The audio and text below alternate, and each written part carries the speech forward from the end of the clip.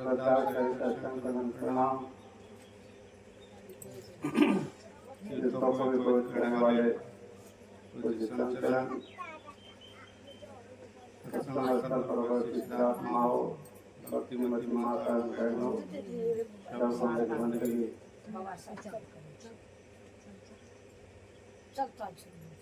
आज महाराज श्री महाराज की पुण्यतिथि है। इस अवसर पर ज्ञान गंगा में गोता लगाने के लिए हम आप उपस्थित हुए हैं। वैशाख शुक्ल पक्ष चतुर्दशी को जयंती मनाई जाती है और ज्येष्ठ शुक्ल पक्ष प्रतिपदा को गुरु महाराज की पुण्यतिथि मनाई जाती है। तो आज का दिन बहुत पवित्र दिन है। पलटूदास ने कहा है, सुनो जननी सोई सुत बड़भागी, जो माँ को पिता वचन अनुरागी। पलटूदास सोई सुत बनती, संत को बोध खिलाया है।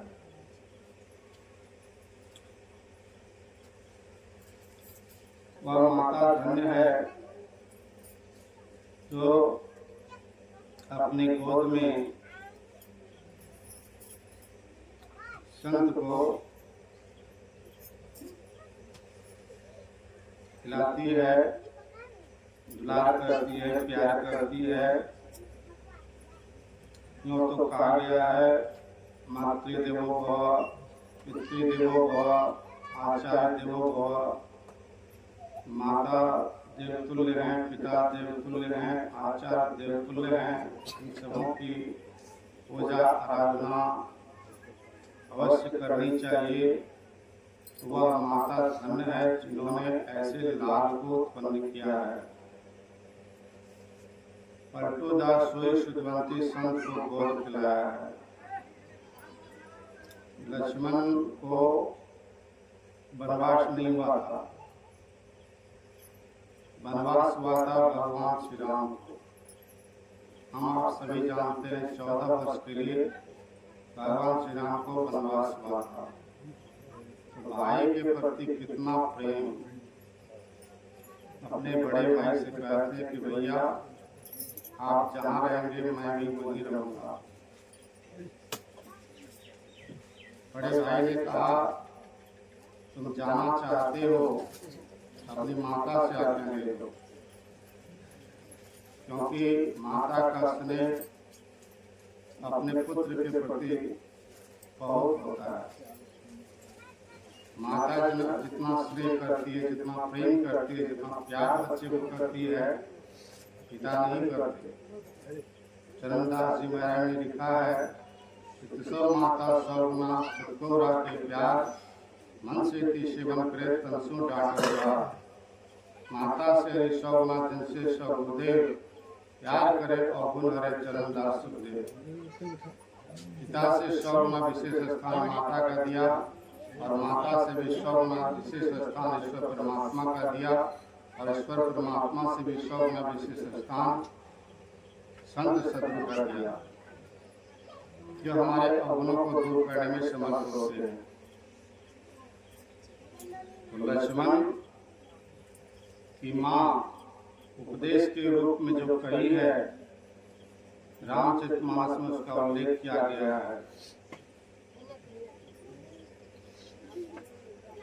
पुत्रवती जुवती जग सोई, रघुपति भगत जासु सुत होई।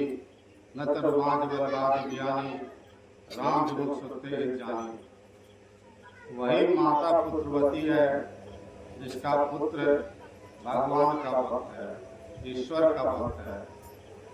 जो माता राम के भक्त पुत्र को जन्म देने में असमर्थ है, वह माता बाँझ रहती तो अच्छा। कटु शब्द का प्रयोग किया है, बियानी शब्द का। ऐसा शब्द का प्रयोग माता के लिए नहीं होना चाहिए, गाय के लिए प्रयोग होता है। गाय भी आती है, बकरी भी आती है, भैंस भी आती है। ऐसा लोग कहते हैं लेकिन माता के लिए शब्द का प्रयोग नहीं किया जाता है।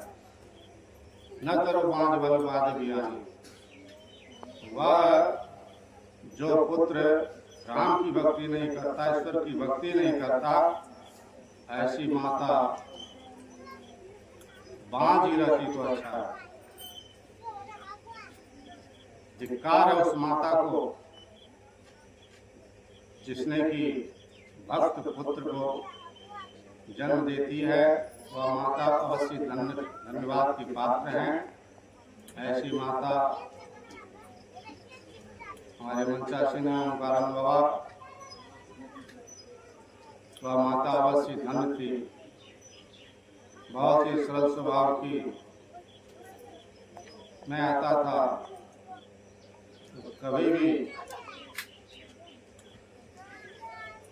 वह कटु वचन का प्रयोग मेरे साथ नहीं की। मधुरभाषी एक माता का जो धर्म होता है, उस धर्म का उन्होंने निर्वहन किया। कुटी में रहती थी, सेवा करती थी, मैं भी आता था, यथायोग्य सेवा प्रदान करती थी।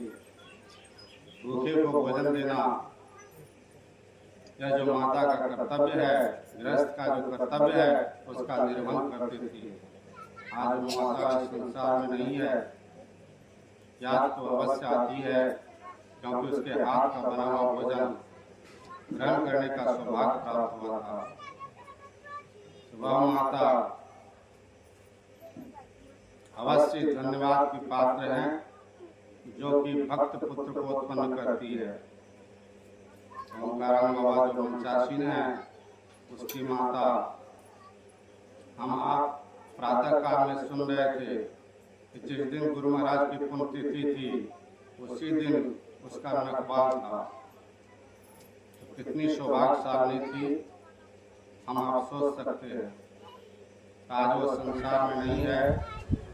उनके पुत्र, उनके पुत्रवधू, उनके पति, उनके जो भी स्वजन परिजन हैं, पुण्यतिथि मनाते आ रहे हैं 4 वर्षों से, 14 साल है। इस अवसर पर चतुर्थ वार्षिक ज्ञान ध्यान जग की व्यवस्था भी होती है। इसमें दूर दराज से साधु महापुरुष लोग भाग लेते हैं। हम आपको भी इसमें शरीक होना चाहिए, इससे लाभ लेने का प्रयास करना चाहिए। माइक की व्यवस्था तो नहीं थी, जहाँ राज्य सरकार चल रहा था तो माइक होने से थोड़ा स्वरूप होता। यहाँ तो शांति की बात है, यहाँ व्यास शांति का चीज़ है, इसलिए ऐसी व्यवस्था नहीं की गई। तो हम लोग इससे लाभ लेने का प्रयास करेंगे तो अवश्य लाभ होगा। जिस उद्देश्य से मनुष्य का शरीर मिला है, यह सार्थक होगा। जय धरे कर यही फल भाई, बजीराम सब काम भी आई। इस चौपाई को गुरु महाराज परीक्षा भवन में उत्तर पुस्तिका पर लिखा था। प्रश्न पत्र का उत्तर देते हुए उसी में इस चौपाई को उन्होंने लिखा था, मनुष्य प्राप्त करने का एकमात्र ये फल है कि सारी कामनाओं को छोड़कर ईश्वर की भक्ति करनी चाहिए। 2 बात सदा याद रखनी चाहिए। एक तो सिर पर मौत नाच रही है, काल एक दिन झपट्टा मारेगा, काल की चक्री दिन रात चल रही है। हम आपका उस काल के काल में चले जाएंगे, इस बात को हम आप नहीं जानते। काल रूपी चक्री चले सदा दिवस और रात, अगल समुद्री पार बुलाता हमें जीवित साथ। तो काल का जलपान और भोजन चलता रहता है। हम आप जलपान में जाएंगे कि भोजन में जाएंगे, हम आपको पता नहीं है, लेकिन एक दिन संसार से जाना है। तो जाने से पहले अपनी सदगति के लिए, अपने उद्धार के लिए कोशिश करना चाहिए। तो दूसरी बात, पहली बात तो मौत को याद रखनी चाहिए, सिर पर मौत नाच रही है। और दूसरी बात, ईश्वर परमात्मा को नहीं भूलना चाहिए, जिसने कि संसार को रचा है। इस सृष्टि के बनाने वाले संसार में कोई मानव नहीं, जितने भी जीव हैं सब के निर्माण करता एकमात्र परमात्मा है। उस परमात्मा को नहीं भूलना चाहिए। एक एक श्वास में उनकी कृपा भरी है। हम आप जल का उपयोग करते हैं, उसके लिए कोई कर टैक्स नहीं चुकाते हैं। वह जल के निर्माता हम आप नहीं, परमात्मा है। हवा के बिना कोई जीवित नहीं रह सकता। वह हवा भी जो हमें मुफ्त में मिलती है, उसके प्रदाता एकमात्र ईश्वर परमात्मा है, हम आपने नहीं बनाया है। इस तरह से हम देख रहे हैं कि धरती बहुत बड़ी है। इस धरती पर हम आप फसल उगाते हैं, धान गेहूँ मकई वगैरह वगैरह, अगर फसल नहीं हो तो हम आप जीवित नहीं रह सकते। तो जिंदा रहने के लिए, भूख की क्षुधा मिटाने के लिए भोजन की आवश्यकता होती है। तो अन्न जल से हम आप तृप्त होते हैं, हमारा पेट भरता है, शरीर रक्षा होती है।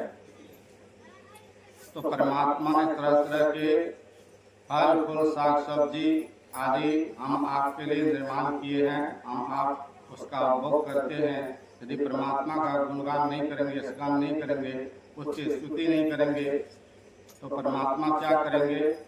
मनुष्य शरीर को मिला है और मरने के बाद किसी नीच योनि में भेज देंगे। आप गाय पालते हैं, बकरी पालते हैं, भैंस पालते हैं, कभी देखा इस तरह से भजन करते हुए, सत्संग करते हुए उसे यह सौभाग्य प्राप्त होता है? उसे यह सौभाग्य प्राप्त नहीं होता है। हम आप मनुष्यों को ऐसा संजोग प्राप्त होता है। संत सदगुरु की कृपा अवश्य हम आपके पास धरोहर के रूप में मिली है। हम आप बड़भागी हैं, मनुष्य का शरीर भी मिला है। यह शरीर नाव की तरह है। सदगुरु भी मिले हैं जो मल्लाह की हैं, तो नाव कुशल है और सदगुरु ठीक ठाक हैं, तो उस नाव पर यदि हम सवार हो जाएंगे, वह नाव नदी को पार कर सकती है। और जो यदि नाव ठीक ठाक नहीं है या मल्लाह कुशल नहीं है, वह नाव उस पार नहीं लग सकती है। तो अवश्य आप बड़भागी हैं, मनुष्य रूपी नाव मिला है। मझधार के उस पार जाना चाहते हैं, भवसागर को पार करना चाहते हैं, तो इसके लिए संत सदगुरु के सानिध्य में जाना ही होगा। संत सदगुरु के सानिध्य में जाने के बाद उनसे दीक्षा भजन वेद लेकर के हम आप जो क्रिया करने के लिए बतलाते हैं, उस क्रिया को करेंगे, तो एक न एक दिन आप इस भवसागर को पार कर जाएंगे। यह संसार भवसागर है। इस भवसागर से पार होने के लिए एकमात्र उपाय है, वह है एक नाम का जप, एक रूप का ध्यान, दृष्टि साधु की क्रिया, जो संत सदगुरु बताते हैं आरंभ में करना होगा। इसी के द्वारा हम आप भवसागर को पार कर सकते हैं। तो समयानुसार मैं ये तक आपकी सेवा में कहा, आगे बाबा से सुनेंगे। श्री सदगुरु महाराज की।